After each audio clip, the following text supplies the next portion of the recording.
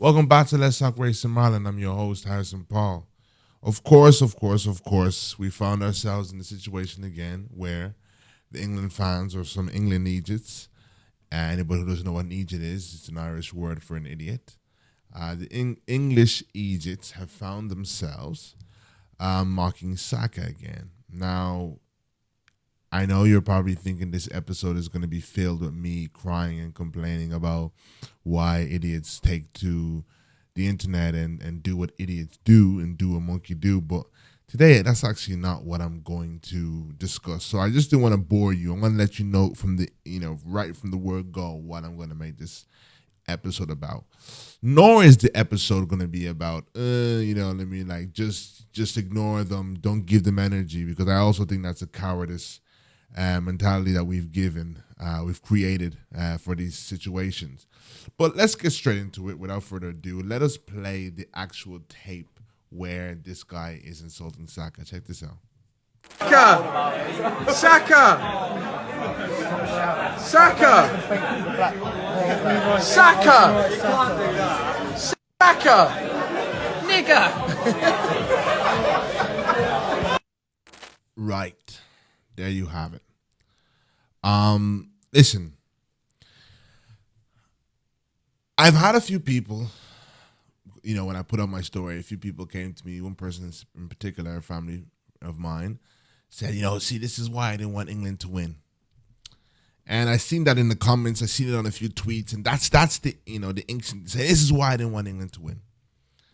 Brothers and sisters, we have to be very, very careful with how we talk about racism.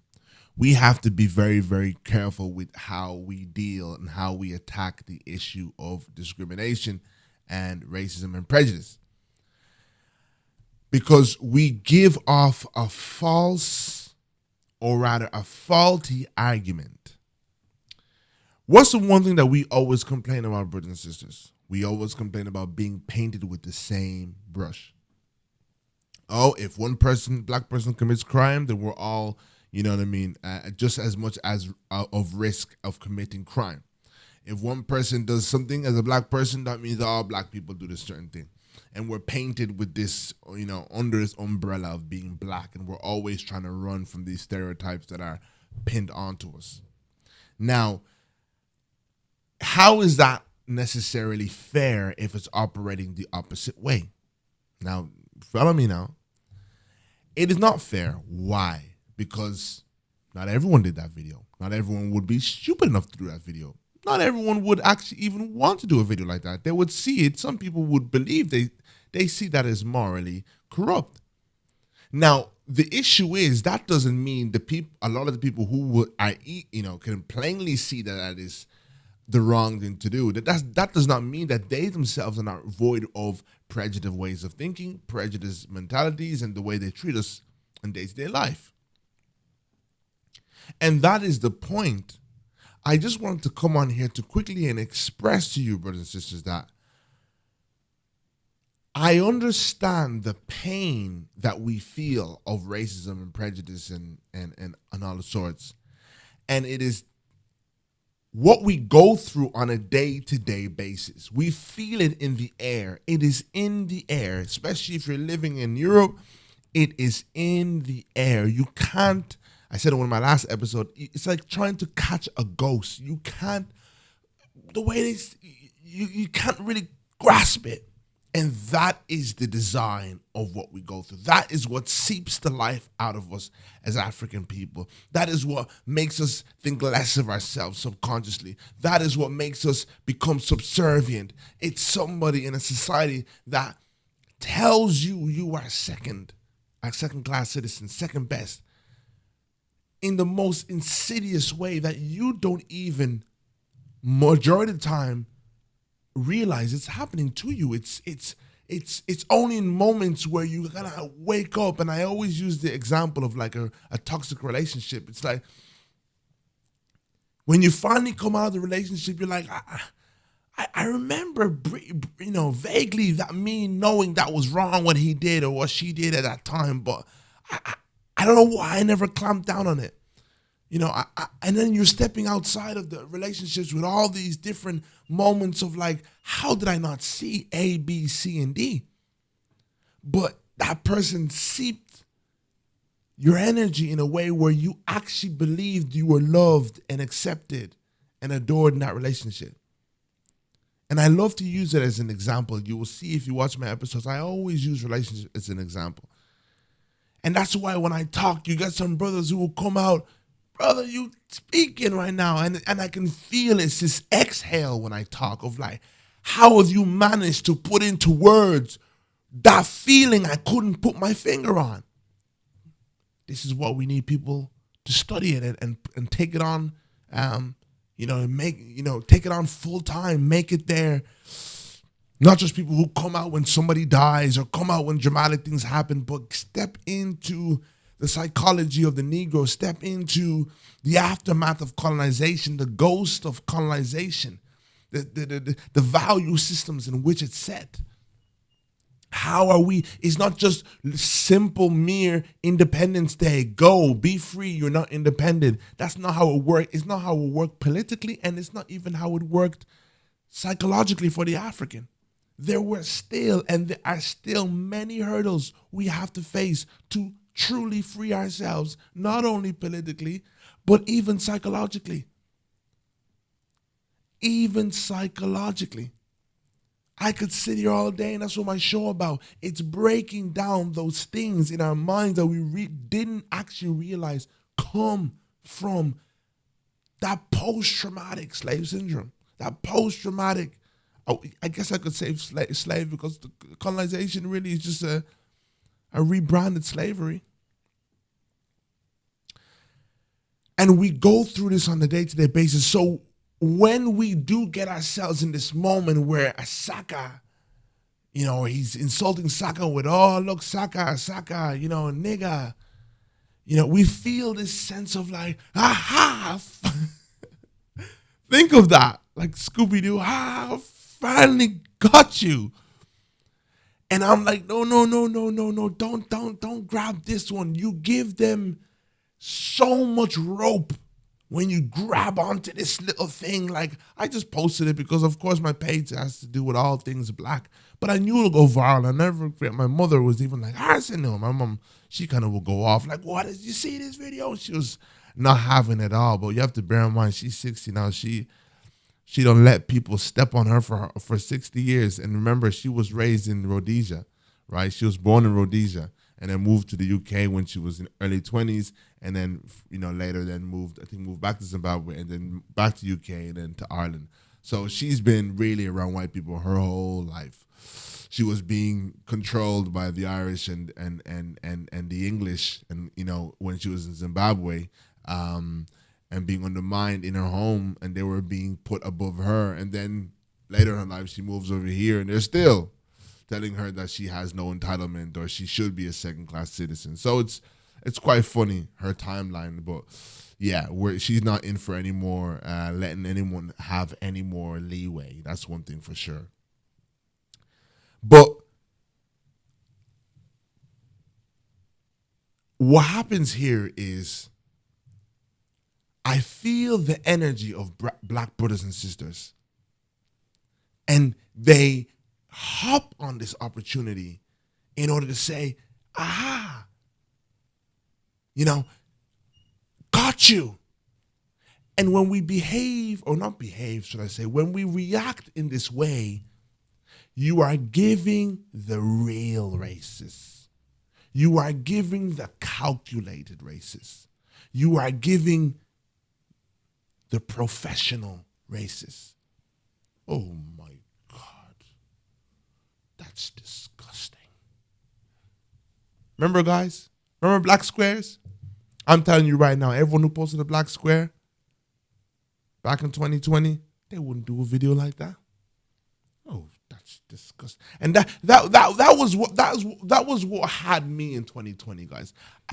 I remember like 2020, everything's happening, black squares, it's time for black people to get, and then I'm looking through my phone, I'm looking at these certain people's names, and I know, when you know someone racist, You know, when you just know it, you knew them, you knew the eye they had, you know how they looked at black people, come on, people, come on.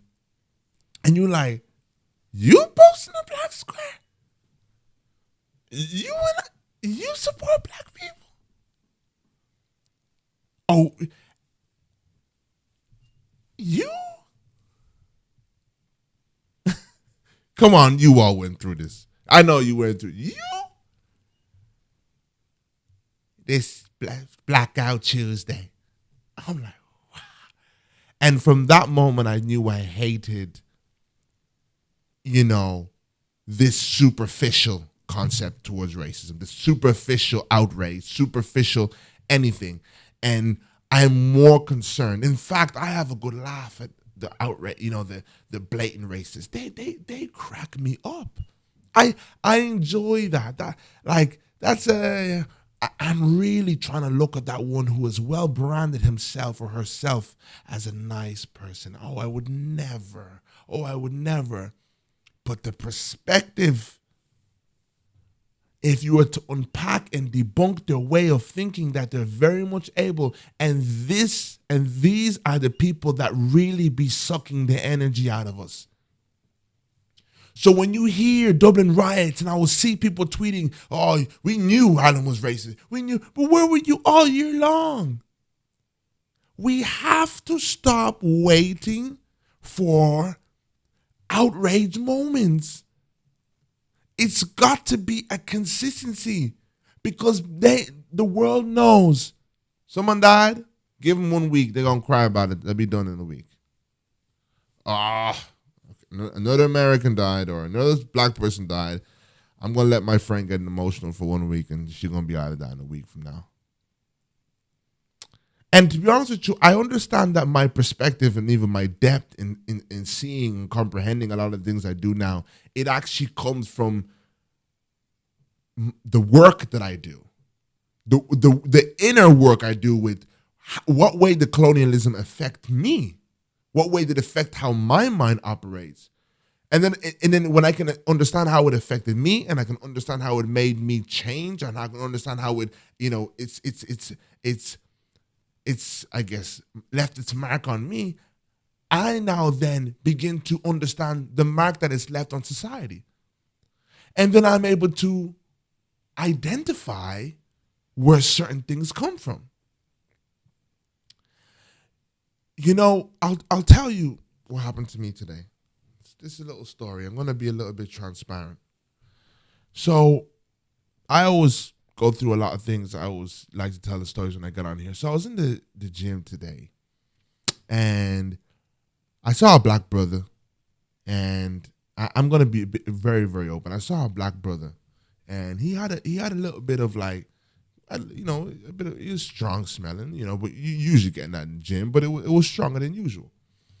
But very normal, we're in a gym environment, right? And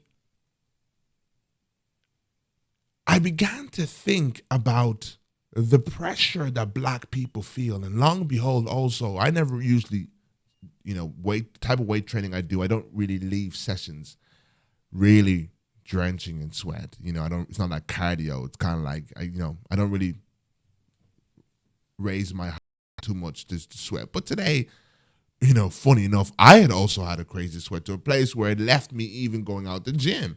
And I had to go to the grocery store on my way home. So the whole way home, you feel a little bit like you're standing in the line. People are standing next to you like, oh, I'm smelling like B.O. Now, it's heavier for a black person, because not only does every man want to smell good, but you're also running away from stereotypes, right? You're running away from the stereotypes. You're running away from, oh, there goes a black person who smells. Like you've never heard that comment before. Come on, how much times have we all heard that comment before? How much times have we got secondhand embarrassment for the next black person because you feel like, oh no, they're going to bag us all into this thing about that black people smell. And this is what I'm talking about. We have had to live with these heavy stereotypes every day, being undermined, even being undermined in quote unquote niceness. Underhanded nature that we live with in Europe. And then we don't know how to call it up. And what I'm learning to do in my life right now, like I said before, I'm getting to a place where I'm saying,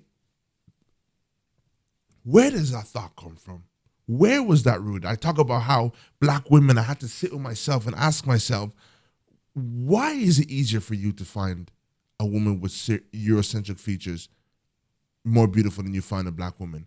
Why is it that if you actually unpack your mind, if you look, women with flowy hair seem to be women that you have a more count of finding them attractive than you find nappy-headed sisters with round noses? What? Not just, I like what I like. Why is it like that? Why is the only women you've ever dated white women? Why is it like that? Tell me how much times you've ever even thought about pursuing a black woman. Count the list of how much times you had a list of black women saying, oh, I'm thinking about pursuing her. I want to pursue her. Count the list of the desire. Count. Why is it like that? Why is it that when you get around white people, your demeanor changes? Why is it when you get around white people that you take on a new form? Now we have these fancy sayings that we call, code switching. Rubbish. Irish man doesn't go to Britain and code switch. Nor does a British man go to Ireland and code switch. They bring a Liverpoolian or whatever you would call it to Ireland, and they embrace them as the Liverpoolian man in Ireland. Or an Irish Dubliner will go into Liverpool as a Dubliner and become and show his Dubliner side to everyone off. But why is it that we are always shape-shifting? Why is it? Oh, it's just the way, it's just a good. No, I began to look at the colonial effects that we had. Why is it that we saw our African aunties and uncles and we make jokes about the lacking intelligence of, where are you going? It's just, we've always boxed that. It's funny when we box it on intelligence. But why?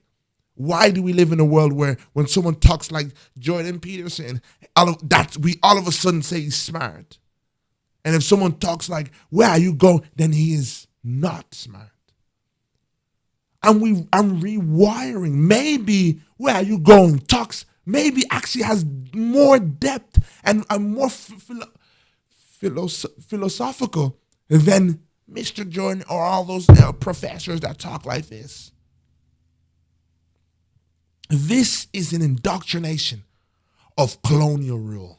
The same way the whole world speaks English. This is an indoctrination that says what's right, white is right, and what's black is wrong. And we are forever trying to shape ourselves. So this is what I'm trying to tell you, brothers and sisters. When we exert so much energy in things that we felt, we going to work, you felt I couldn't address it. You felt this, couldn't address it. Felt that, you're just going on with it. It's become normality. And then someone dies, or this video gets posted, or something happened.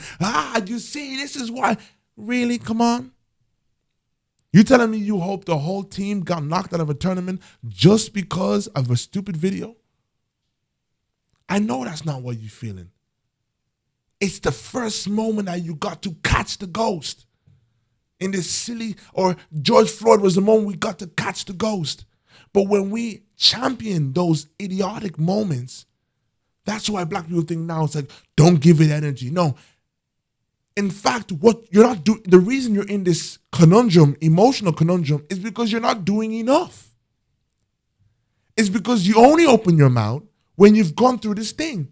And what I've been learning to do, not only is to fix things within myself and break the psychological chains of colonialism and the things and the value system that it's left and it's told me what's right and what's wrong, I am also getting into spaces and saying that didn't feel right and I'm going to clamp down on it. That didn't feel right and I know you have the grounds, that person has the grounds to get away with it because it was so well underhanded, but I'm going to make a scene here. A scene in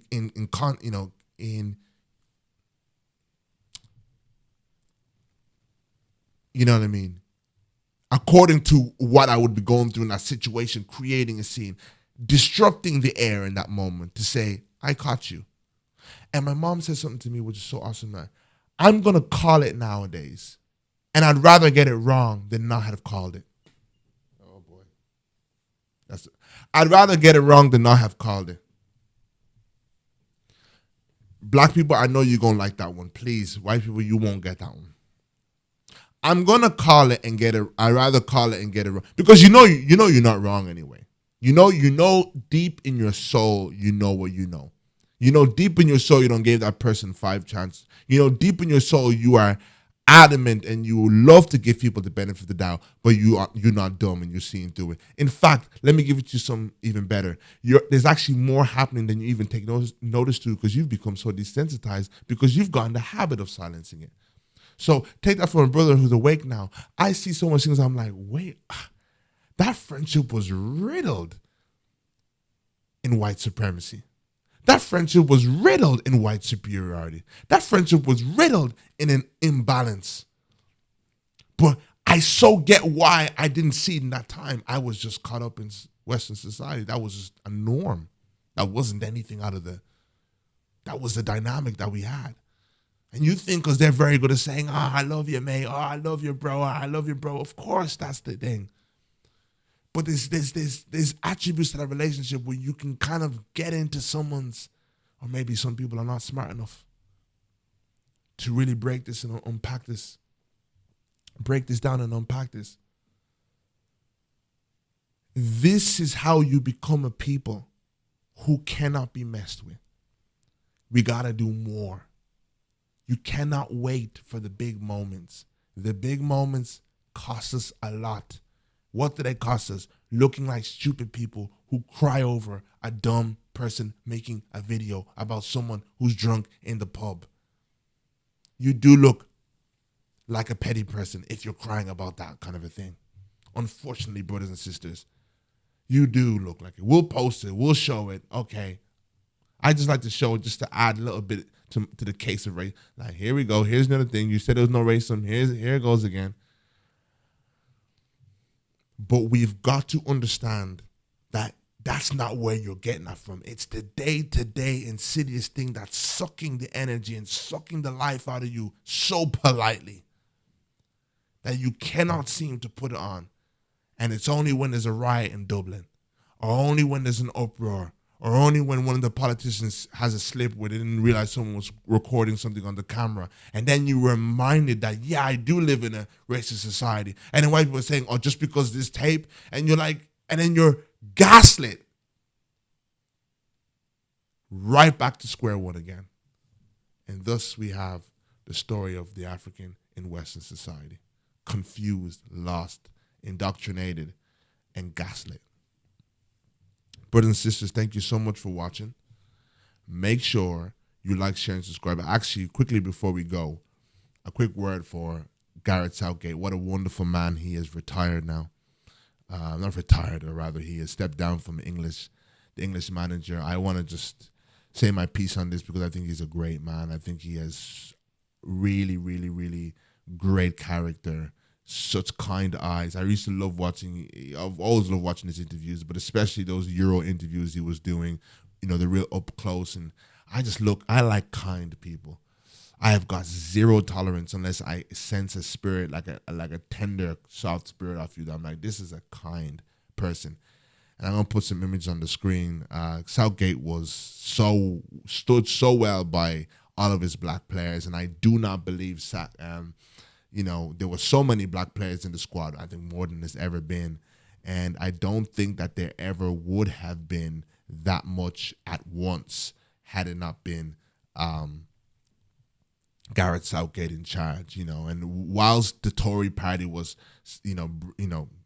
causing division in Britain, funny enough, the job that is closest to the Prime Minister, Southgate was actually bringing things together. By just showing little things of showing how he stuck by the black players, adding so much to the team. He's done so much for black kids all around, the UK. I think they actually can now believe that they have a space and they deserve a space, to play for England. And we all know that there's a limit on how much black people can go. And again, this is one of the things what pertains to my first topic. Is that all these different things, you do understand them. They're in the air, and you understand that in a room, there's a limit of how much, One's okay, two's pushing it, and three's a crowd. Three's a gang. We don't like black gangs, isn't it? So we understand this. So we always want to be. I remember we were growing up, and I got black guys say, I like going to clubs where they know all the black people, where they know all the niggas there. I like going somewhere I'm the only black. That's 101 indoctrinated. 101 house Negro. Why you like going? Why do you feel more comfortable around your master? Tell me. I don't like going to clubs where there's only black people. I like going where there's, I like going in places where. You're going to get me started on this topic, but I think Gareth Southgate is a great man. I think he did a great job. I think it's unfortunate that he wasn't able to go over the line. I have to admit, I did want it for that man. I did want him to, succeed, just for his legacy, that good may win in the end, that kind of way. But he was a great man, great to the African players.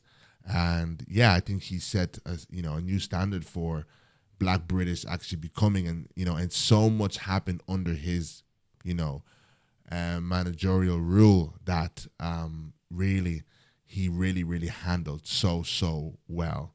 So that's all I have to say on that. But best of luck to him. We wish him the greatest, all the best in his rest of his career. So thank you so much for watching. Make sure you like, share, and subscribe. And I'm on a mission for you.